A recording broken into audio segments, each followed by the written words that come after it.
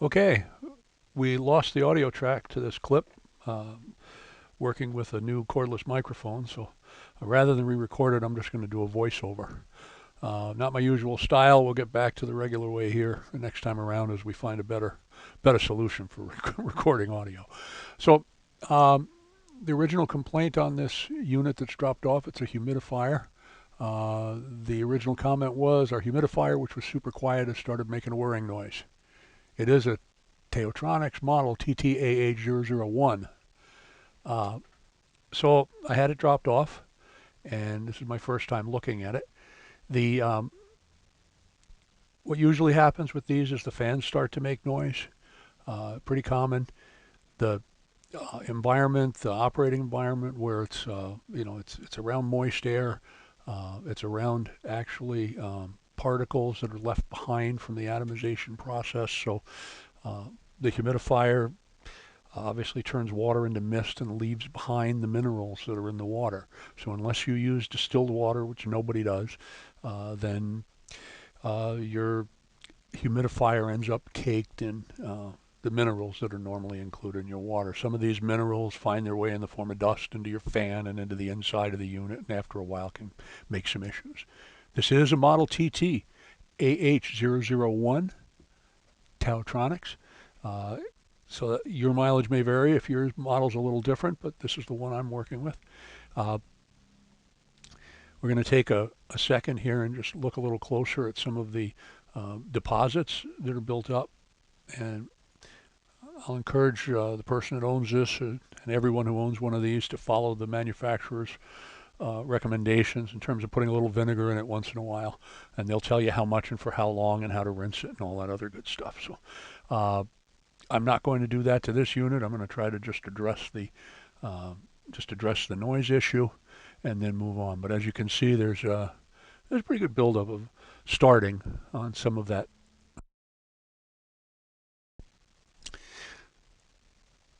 This next part was a great segment where I filled the unit up and plugged it in so that you could hear exactly how noisy the unit was.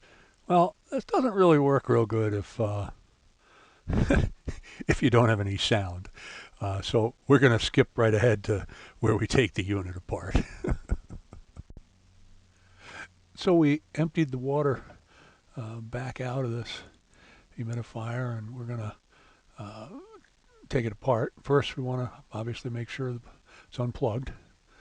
We'll turn it over, and there are 4 screws that we're going to remove. They're all regular Phillips head screws, number 2 Phillips head screws. And I'm going to speed this up a little bit. I encourage you to get a magnetized screwdriver if you don't have one. They're wonderful. You'll see me pull the screws out here. That's it's really helpful when you're putting things back together. So we'll remove the filter, set that aside, and then we'll see something called a humidistat.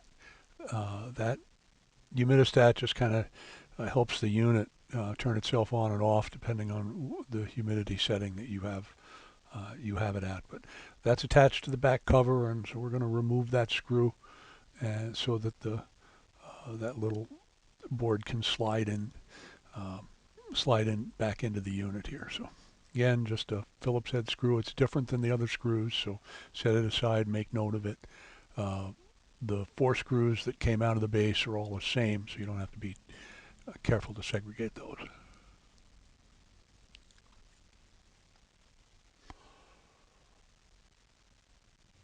And the bottom slips right off.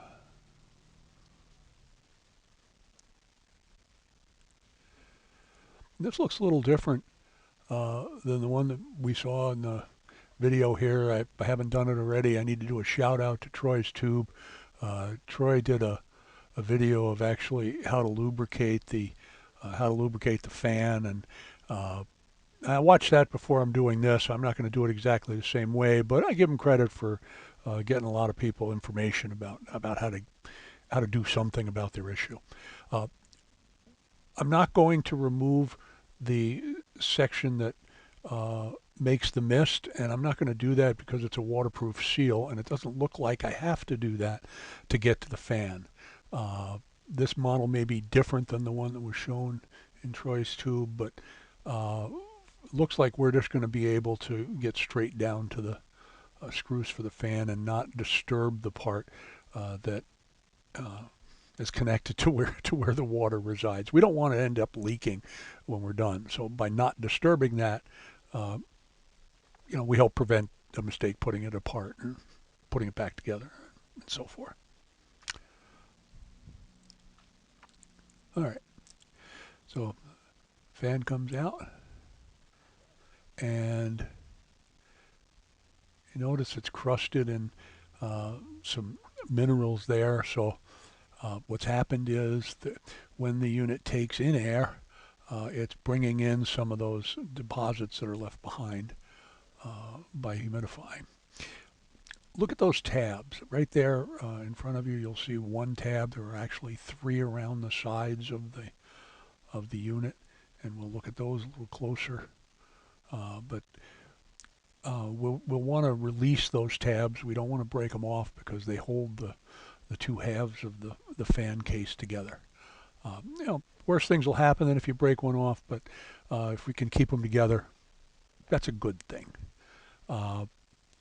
You'll also see, before we go too far here, that I'm going to clean some of that dust off that you see inside there. Again, that's the residue. So here we come with a small flat blade screwdriver. I'm coming around. I'm pushing down on the tab as opposed to pulling up on the little thing that holds the tab down. It's less likely to break that little hoop off. So again, pushing down on the case with my screwdriver and pulling the tab out. See watch me push down and then pull out. And then one more time.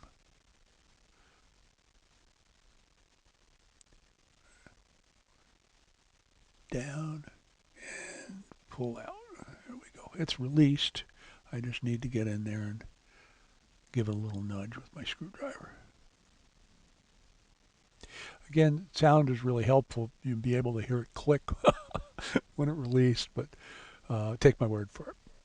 All right, so here we have a better view of what's going on inside that fan. And so before we go there, some approaches would have you remove that sticker and just oil the fan from the top, and that's something we could definitely do, and then just replace the sticker. But we're not going to, because we have all this material inside the fan. We're going to clean it out. It's always a good idea when you have access to something and there's something potentially harmful nearby that you remove it. So that's what we're going to do here. We're going to get the grit that is those minerals out. There's a little brush included for some reason in this dehumidifier, and I'm going to use it here to clean out as much as I can of the minerals that are left behind on this fan. It won't make you sit through all that. I'll see if we can speed it up a little bit and kind of come back when we're done.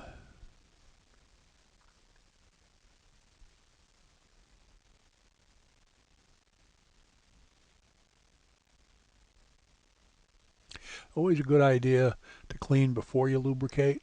Otherwise, you end up with minerals floating around or grit floating around in your lubricant, which is not always the best idea.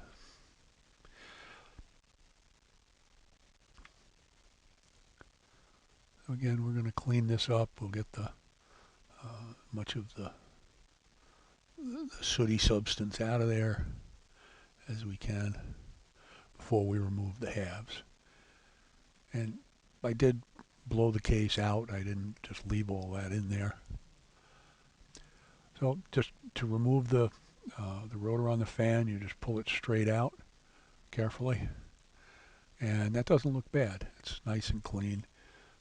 So it hasn't been sucking stuff into the fan. It's more likely that the fan wasn't lubricated enough from the factory versus this was a victim of dirt and particles getting into it, if I had to say.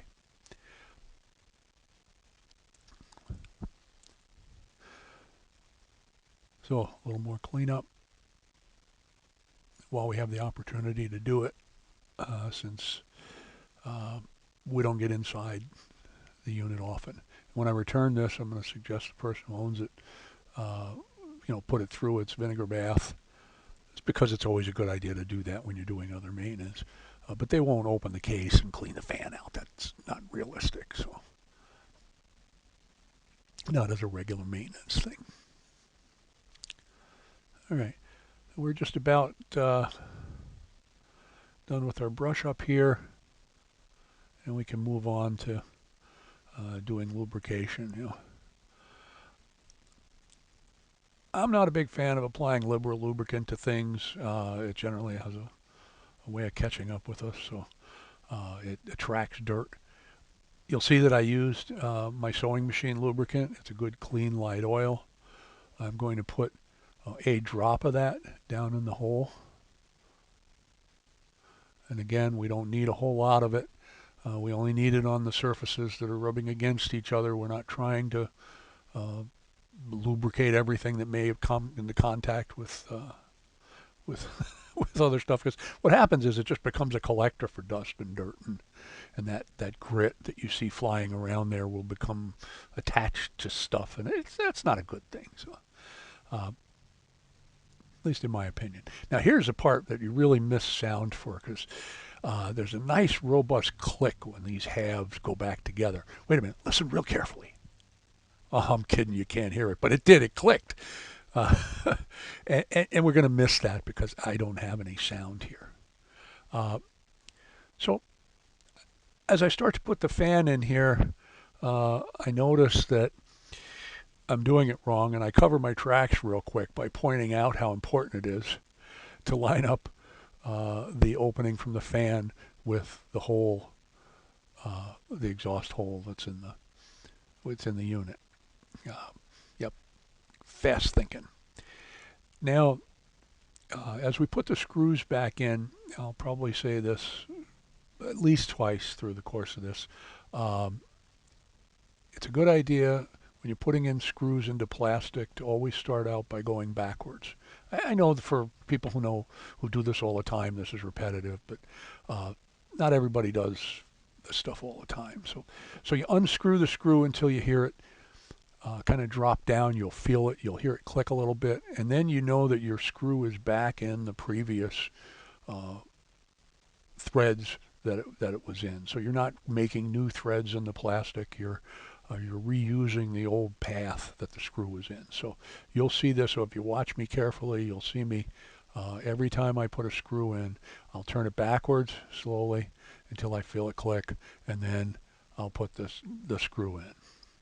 No need to, be King Kong here with screwing in the screws. They go in nice and gentle. You just want them to be snug. They don't have to be tight.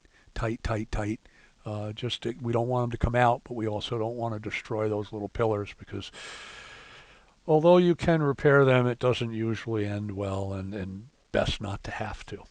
Uh, Older plastic, particularly difficult, particularly important that you do what we're doing here with kind of finding the threads as you screw the screw in. Yeah, it's okay to put a little bit of lubricant on the screw. I generally try not to do that. Again, I don't want to introduce anything that wasn't there before. We don't know how it's going to interact with the plastic, depending on what it is, and you know. So as we're putting this back in, you're kind of best to line up the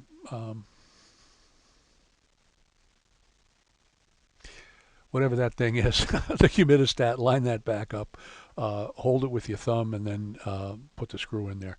You notice, again, every time I'm putting a screw in here, it's pre-positioned on the screwdriver. So, again, highly recommend a magnetic screwdriver if you're going to take stuff apart. You'll see me do that over and over again here as I put the screws back in the base.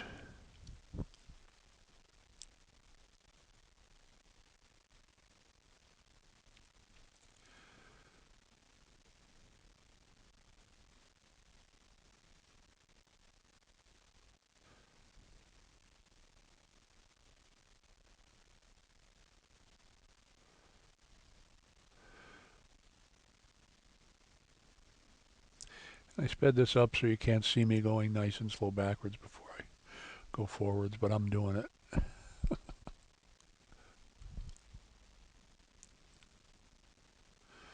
go.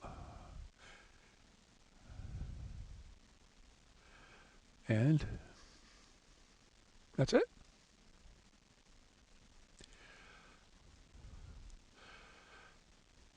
So now we're done. We're getting ready to go back and put some water in it. And then with some water in it, this next part is really, we call it the money shot. It's where I turn the unit on and you say, boy, is that quiet. So wait for it. Wasn't that quiet? I'll fix the sound problem. I really will. Take my word for it. It's almost as quiet as it sounds here. It's not making the horrendous scraping noise that it was. Uh, kind of sounds like it did when it was new. It may need another, drop of oil in another year. Hard to say. But now you should have all the tools you need to be able to do that yourself. So, thanks for watching.